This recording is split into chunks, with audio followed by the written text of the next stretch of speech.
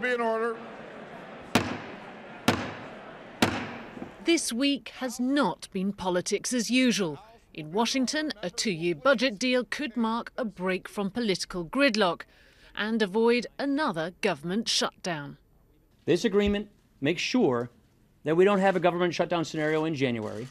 It makes sure that we don't have another government shutdown scenario in October. It makes sure that we don't lurch from crisis to crisis. The government shutdown in October not only hit the US economy, but knocked its international reputation too. This plan, which may help repair its image, is modest.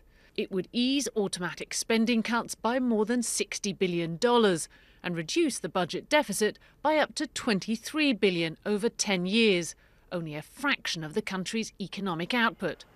When the plan was first revealed, stocks had their worst day in just over a month.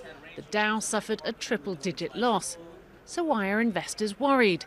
They think it's one more reason for America's central bank to scale back its stimulus measures. With the Senate expected to vote next week, the bipartisan agreement could reach the president's desk before the holidays. But the plan doesn't raise the debt ceiling, setting up another potential showdown for after February. Michelle Fleury, BBC News, New York.